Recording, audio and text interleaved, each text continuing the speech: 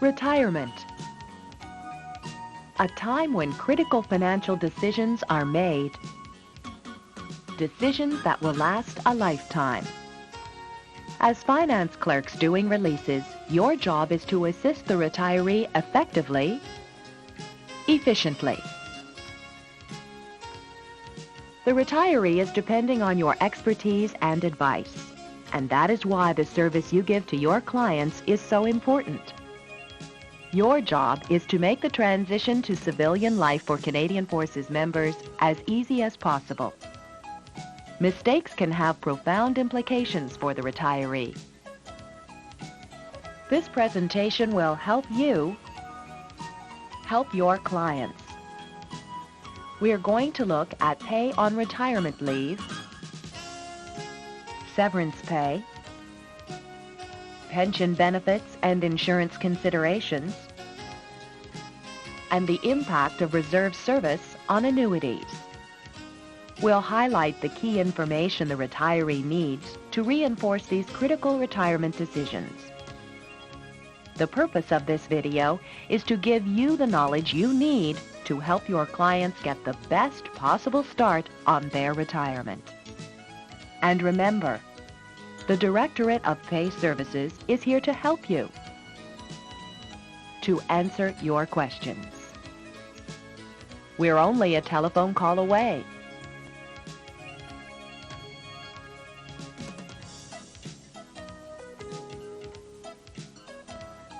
A retiree has many options to consider before leaving the forces. The first on the list is the amount of leave to which he or she is entitled.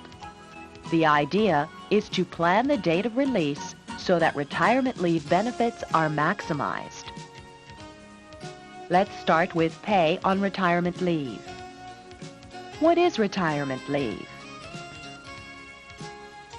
It is a combination of annual and accumulated leave, in some cases special leave, and rehabilitation leave. Retirees are only entitled to rehabilitation leave if they enrolled prior to 31 March 1972. Rehabilitation leave gives retirees a transitional period to help them adjust to civilian life. Reckoned in calendar days, it is calculated as 30 days per 5 years of service, plus 7 days for each additional year, and 1 day for each additional 60 days. Make sure your clients understand that rehabilitation leave is an alternative to severance pay. Special leave on release, which applies only to those who enrolled prior to 31 March 1973, is also reckoned in calendar days to a maximum of 30 days. Special leave is granted to a member only once. It is not granted to members who are released for misconduct or unsatisfactory service. Your client has some choices to make, and you can help your clients maximize their leave through weekends and holidays. Proper leave planning can help your client select the most appropriate release date in order to maximize retirement and tax benefits.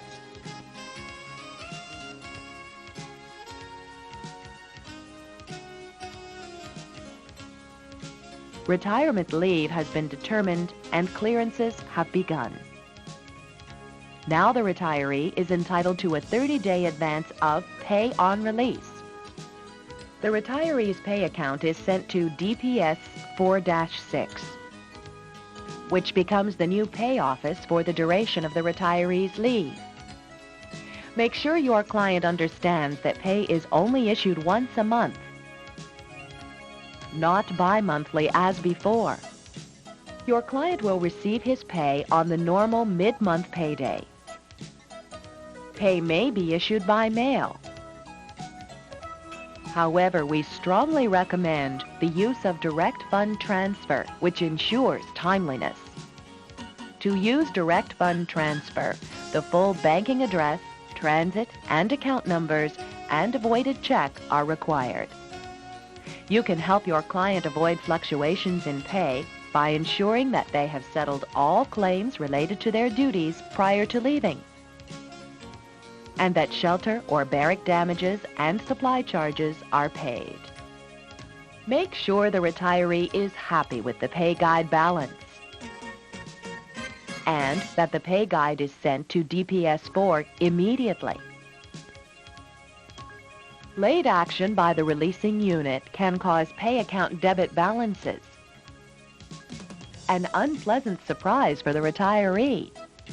And speaking of unpleasant surprises, does your client understand that income tax will be withheld at the rate applicable to the province of Ontario, regardless of the place of residence? Further, any outstanding loans at the date of release, such as Canadian Forces-sponsored loans, will be recovered from the member's retirement benefits, unless other arrangements are made. What about allotments? All allotments will continue until the end of the last complete month of service. Your client can help out by ensuring that we know of any change of address during retirement leave and after release. Your client should be advised to contact DPS-4. This will ensure that the member receives the benefit of any retroactive pay increases.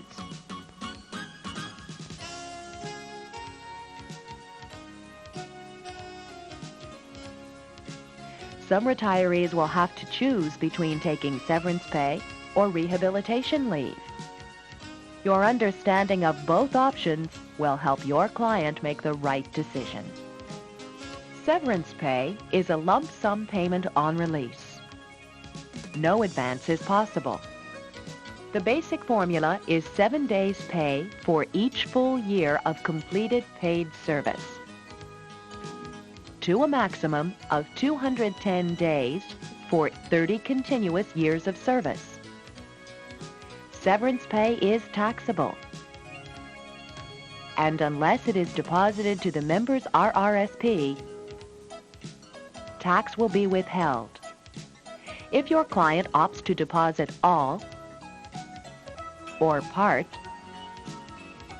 of the severance pay to an RRSP, he or she must provide a completed TD2 form to DPS 4-6 before the release date. This pay cannot be transferred to a spousal RRSP. However, the entire amount can be deposited to the member's RRSP. Remember, not everyone qualifies for severance pay. For example, those with less than 10 years service who take a voluntary release have no entitlement. Others may only have a partial entitlement. Full details are explained in Annex A to CFAO 204-10.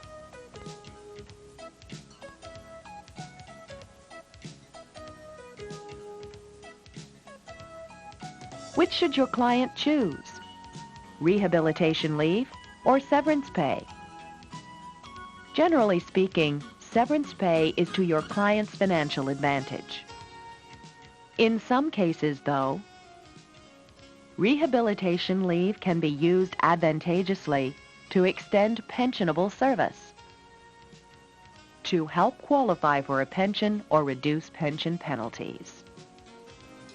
Ultimately, the best choice depends on your client's personal circumstances.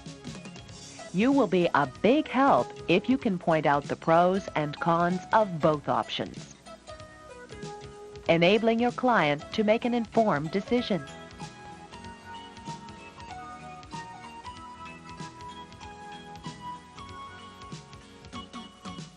You have helped your client maximize leave options and choose between severance pay and rehabilitation leave. But there are many insurance considerations to think about too, like supplementary death benefits, group surgical medical insurance, and provincial health insurance, service income security insurance plan coverage after release, SISIPCAR, and UIC. Let's take these one at a time. The supplementary death benefit is non-taxable and equals 1 year's salary at the date of release. It is paid to the retiree's SDB beneficiary. So make sure an SDB beneficiary form is completed because a will does not take precedence. SDB continues automatically with an annuity. Premiums are automatically deducted from the pension check, 5 cents for every $250 of coverage. After age 60, the coverage and the premiums are reduced by 10% per year until age 70. Then it becomes a paid-up benefit of $500. The Canadian Forces SDB will be suspended during periods of employment with the Federal Public Service. However, the Public Service Plan will provide coverage. What about medical insurance? If your client is entitled to an annuity, group surgical medical insurance may be continued after release. Retirees can apply for coverage under GSMIP. DPS provides application forms, and premiums will be deducted from the annuity. Arrangements for provincial Medicare are your client's responsibility, but do remind them to apply to the appropriate provincial plan to ensure continuous coverage. The dental plan for dependents stops after release. Then there is CISIP, insurance in the event of death. CISIP coverage ends upon release and the retiree becomes responsible for this insurance. It can be converted to coverage after release within 60 days of the release date. Premiums can be deducted from the annuity. And that leaves unemployment insurance. UIC eligibility is determined by Canada Employment and Immigration. And pensions and severance pay will affect benefits. Our job is to give the released member a record of employment upon release. Your client's job is to give this ROE to Employment and Immigration.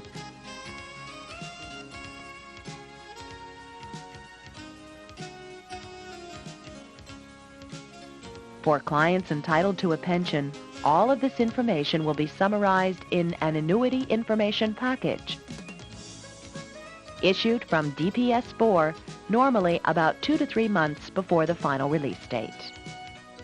At the same time, the service member's pension file is reviewed to ensure that all pertinent personnel data, including marriage, birth, divorce, and common law certificates, is complete and current. These statutes and regulations can impact on the retiree. We'll talk about each of these in turn. The Canadian Forces Superannuation Act, CFSA, applies to all serving members. Your client's terms of service and reason for release are the major factors in determining the type of CFSA benefit. All released members will receive one of the following CFSA benefits: refund of contributions with interest, cash termination allowance, deferred annuity, or an immediate annuity. Clients with less than 10 years regular force service will receive a refund of contributions or a cash termination allowance as determined by the Service Pension Board. These benefits are normally paid within 10 weeks of the final release date. Tax will be withheld if not paid to an RRSP. For clients with 10 to 20 years regular force service, a deferred annuity may be an option. Deferred annuities commence at age 60. SRBA benefits apply. Those with 20 or more years of regular force service, and those with 10 or more years who are retiring at CRA or under Item 3 medical, are entitled to an immediate annuity. This annuity is calculated on the average pay of the best 6 consecutive years and includes a monthly $30 CFSA allowance. This average is multiplied by the number of years and days of pensionable service to a maximum of 35 and divided by 50.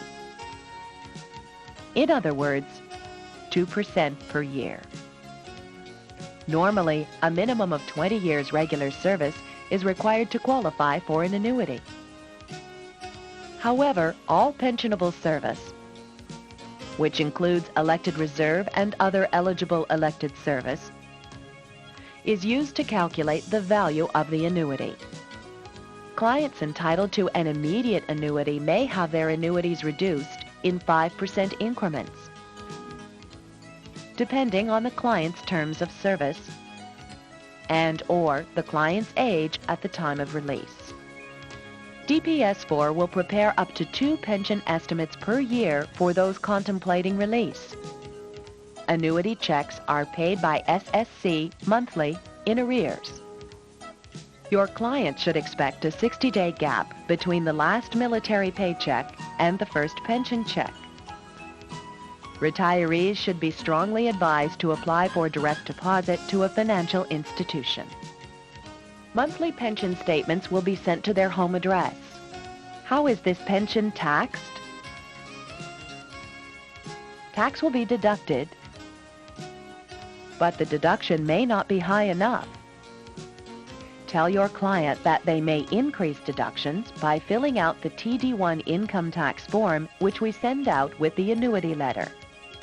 You will also get questions about RRSPs. Pension income cannot be tax sheltered in the client's RRSP. However, under current legislation, the client may deposit up to $6,000 annual pension income to a spousal RRSP. This provision will expire at the end of 1994. And remember, pension payments can only be garnished for family support and maintenance. An election for prior pensionable service can be completed any time before, but not after, release. Then there are gratuity regulations, which apply to members completing a fixed period of service, such as a short engagement. Be aware that abatements based on the CFSA benefit may reduce or eliminate any gratuity. The gratuity is taxable, but can be sheltered in an RRSP. Gratuities are normally paid within 10 weeks of the final release date. How are pensions indexed? During your client's career, a portion of his pension contributions went toward the provision of indexing. The Supplementary Retirement Benefits Act, the SRBA, provides the criteria for the indexation of pensions. Eligibility depends on a combination of age and complete, not partial, years of service. The earliest is age 55 with 30 years of service, totaling the magic 85 combination required for indexation. To receive indexation, the client must be at least 55. All annuitants will receive indexing at age 60, regardless of the number of years of service. All widows, children, orphan children, and the disabled who are entitled to an annuity receive indexing, regardless of age. Indexing involves increasing an annuity to cover increases in the cost of living, as reflected in the Consumer Price Index. Indexing cannot be received during the year of release. Once indexation begins, the amount of indexation paid is based on the year and month of release. In some cases, your client may be eligible for benefits under the Pension Act. This act is administered by Veterans Affairs, and benefits are generally limited to those who die or are disabled as a direct result of military service. Potentially eligible clients should be referred to the Bureau of Pension Advocates. Other programs, like Canada-Quebec Pension and Old Age Security, are also available. Please advise your clients that both Old Age Security and CPP-QPP are Health and Welfare Canada programs and must be applied for by the retiree. As release clerks, you are an invaluable resource for retiring service members. Your understanding of pensions and other income programs can have a significant impact on your client's financial security.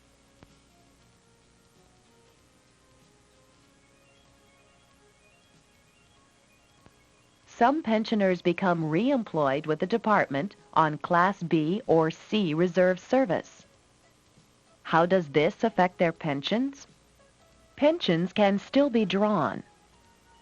But if service exceeds 364 continuous days, the retiree will be deemed to have re-enrolled in the regular force for pension purposes. The annuity will be suspended on the 365th day, and pension contributions will be deducted to cover the entire period of reserve service.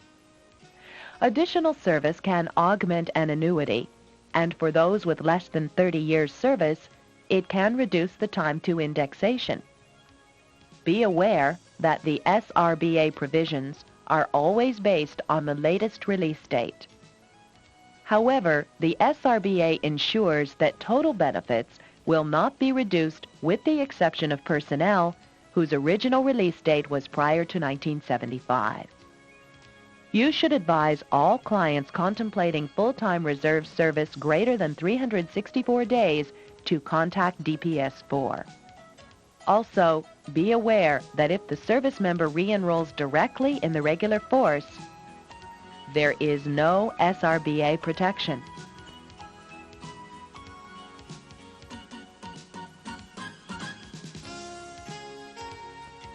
As finance clerks doing releases, you have a special job.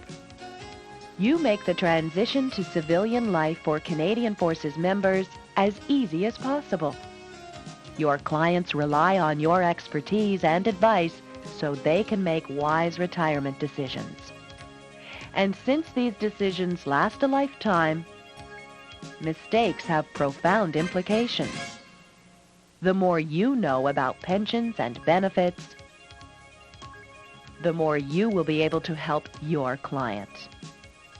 Use the Release Digest and the Finance Administration Manual.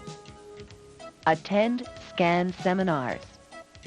Most important, never hesitate to call DPS-4 if you have a question. After all,